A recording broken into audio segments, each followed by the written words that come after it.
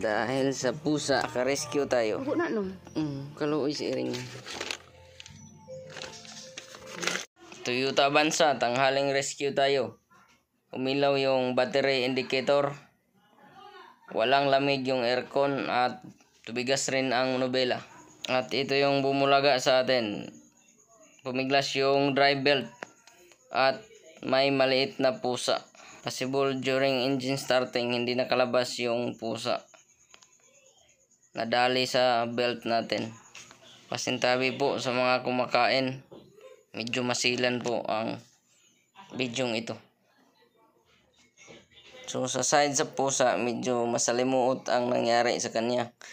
Pero sa side sa may-ari ng sasakyan, medyo masakit sa ulo. At buti na lang, hindi naputol yung ating belt. So ang mahirap dito kung nasa malayong lugar kayo nagpunta tapos ganito ang nangyari. Wala kang kasamang mekaniko. Nako. Agay, init. Ay. Grabe. So ito, nakuha na natin yung pusa. Tumigas na po.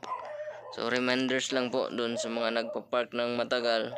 Mas magandang maalog muna yung unit bago natin i-start or ma-check natin paikot para sure tayo na walang nadamay na mga hayop. Or dun sa may mga ganitong senaryo, mas mabuting check po yung engine bay. So ganito guys, wala naman naging problema sa ating belt. So walang damage. Ikinabit na natin po para matesting natin. Matay si Miming dyan. Dito na magkakalawan. Baka ay na-disalign na yung belt natin. Sana hindi lalabas. Start. Buti na lang hindi na dead yung battery. Yan. Ayun, charge na.